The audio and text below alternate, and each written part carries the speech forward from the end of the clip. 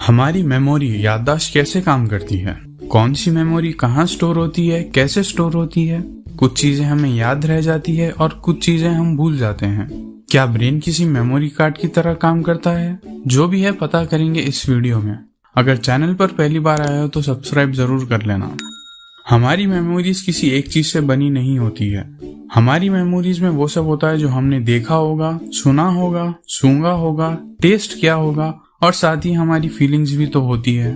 Brain सिर्फ वो memories को स्टोर करता है जो उसे इम्पोर्टेंट लगते हैं।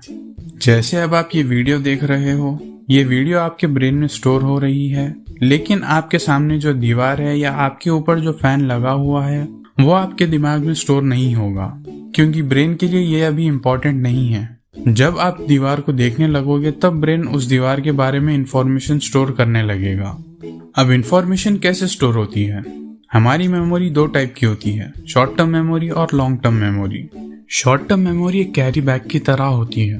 कैरी बैग में हम सामान तो रखते ही हैं, लेकिन घर पहुंचने के बाद उस सामान को हम उसकी जगह पर रख देते हैं। और लॉन्ग टर्म मेमोरी हमारे घर की तरह है, जहां हम सामान स्टोर कर रहे हैं। हमारे ब्रेन में अलग अलग पार्ट से इंफॉर्मेशन आ रही होती है, जैसे आंखों से जो हम देख रहे हैं, कान से जो हम सुन रहे हैं, मतलब पूरी बॉडी से इंफॉर्मेशन आ रही होती है। आंखों से जो इन्फॉर्मेशन आ रही है वो ब्रेन के इस वाले पार्ट में आती है, जो हम सुन रहे हैं वो इस वाले पार्ट में आती है। नाक से जो हम सूंघ रहे हैं वो इस वाले पार्ट में आती है। ब्रेन के अलग अलग पार्ट्स में इन्फॉर्मेशन आ रही होती है।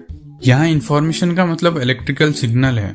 जो भी इन्फॉर्मेशन हमारी बॉडी में जाती है वो इन्फॉर्मेशन ब्रेन तक पहुंचने से पहले इलेक्ट्रिकल सिग्नल में बदल जाती है। अलग अलग बॉडी पार्ट से जो इन्फॉर्मेशन आ रही है वो जाती है शॉर्ट टर्म मेमोरी में। और ब्रेन में एक पार्ट होता है जिसे हम हिपोकैम्पस कहते हैं। इस पार्ट का काम होता है शॉर्ट टर्म मेमोरी को लॉन्ग टर्म मेमोरी में भेजना। और हिपोकैम्पस सिर्फ उसी इन्फॉर्मेशन को लॉन्ग टर्म में भेजता है जो इम्पोर्टेंट होती है। और शॉर्ट टर्म मेमोरी में इन्फॉर्मेशन सिर्फ 20 सेकंड के लिए रहती है।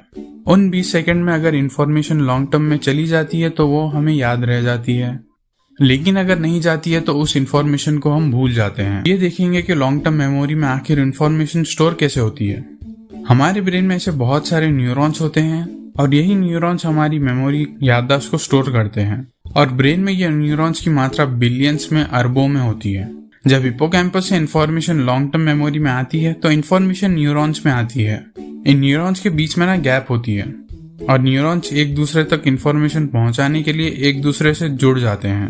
उन न्यूरॉन्स के बीच एक कनेक्शन बन जाता है और उस कनेक्शन को सिनेप्स कहते हैं। इन्फॉर्मेशन न्यूरॉन में नहीं बल्कि कनेक्शन में स्टोर होती है। जितना ज्यादा कनेक्शन स्ट्रांग होगा उतने ही अच्छे से हमें वो इन्फॉर्मेशन याद रहेगी, और अगर वो कनेक्शन कमजोर होगा तो हम उस इन्फॉर्मेशन को भूल जाएंगे। तो इन सबके बीच हिपोकैम्पस बहुत जरूरी है इन्फॉर्मेशन स्टोर करने के लिए। लॉन्ग टर्म मेमोरी के 3 टाइप्स होते हैं, episodic memory, semantic memory, procedural memory. Episodic memories वो मेमोरीज होती हैं जिनसे आप एक एपिसोड बनाकर सुना सकते हैं। जैसे अगर मैं आपसे पूछता हूँ कि आपका आज का दिन कैसा गुजरा, तो आप ये मेमोरी मुझे एक एपिसोड की तरह सुना पाएंगे। या फिर अगर मैं आपसे पूछता हूँ कि आपका स्कूल कैसा था, तो आप ये भी मुझे एक एपिसोड की तरह सुना पाएंगे। तो इस तरह के मेमोरीज होते हैं एपिसोडिक मेमोरीज। सिमेंटिक मेमोरीज में names, facts, general knowledge, dates, इस तरह की इंफॉर्मेशन होती है। और प्रोसीजरल मेमोरीज वो मेमोरीज होती हैं जिनमें आपने कुछ सीखा होगा, जैसे स्विमिंग, साइकिलिंग, ड्राइंग, मतलब जो भी आप सीखते हो वो स्टोर होता है प्रोसीजरल मेमोरी में। और प्रोसीजरल मेमोरी को हिपोकैम्पस की जरूरत नहीं होती है। क्या आपको पता है हमारे ब्रेन में कितने मेमोरीज आ सकते हैं? अनलिमिटेड, क्योंकि न्यूरॉन्स होते हैं बिलियंस, अरबों में, और हर न्यूरॉन के मिलियंस में, करोड़ों में कनेक्शंस होते हैं। लेकिन हम बहुत सारी चीजें भूल जाते हैं। ये क्यों होता है? हमें वो चीजें अच्छे से याद रहते हैं जो हमें पसंद होते हैं और हमारे लिए इम्पोर्टेंट भी होते हैं, और वो चीजें तो हम भूल जाते हैं जो हमारे लिए इम्पोर्टेंट नहीं होते हैं, क्योंकि ऐसी मेमोरीज के न्यूरॉन्स के बीच जो कनेक्शन है वो कमजोर होता है, और वही इम्पोर्टेंट मेमोरीज के न्यूरॉन्स के बीच जो कनेक्शन है वो बहुत मजबूत होता है। तो वीक कनेक्शन के कारण हम चीजें भूल जाते हैं। अगर आप कुछ भूल जाते हो तो आप न्यूरॉन्स के बीच जो कनेक्शन है उसको मजबूत भी कर सकते हो।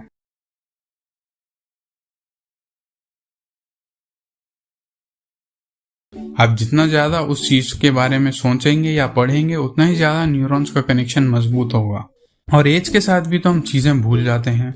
जैसे बूढ़े लोग अपने पास्ट का बहुत कुछ भूल जाते हैं, ऐसा इसीलिए होता है क्योंकि एज के साथ सिनेप्सिस, जो न्यूरॉन्स के बीच कनेक्शंस है, वो कमजोर हो जाते हैं। और इतना ही नहीं, एज के साथ हमारे ब्रेन का साइज भी छोटा हो जाता है, जिसके कारण हर 10 साल में हिप्पोकैम्पस अपने 5% न्यूरॉन्स खो देता है, जिसे फिर नई मेमोरीज बनने में दिक्कत होती है।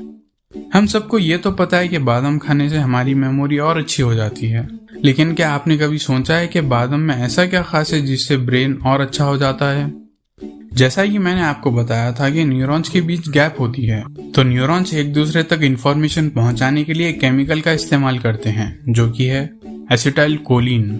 तो बादाम खाने से ये केमिकल की मात्रा बढ़ जाती है और न्यूरॉन्स के बीच कनेक्शंस और अच्छे से बन पाते हैं। और जब हम सोते हैं तब हमारा ब्रेन न्यूरॉन्स के कनेक्शंस पर काम करता है, जिसके बाद फिर न्यूरॉन्स का कनेक्शन और अच्छा हो जाता है। तो नई मेमोरी स्टोर करने के लिए सोना बहुत जरूरी है। वीडियो पसंद आती है तो लाइक कर देना, चैनल को सब्सक्राइब कर लेना। इतना ही था इस वीडियो के लिए। जय हिंद।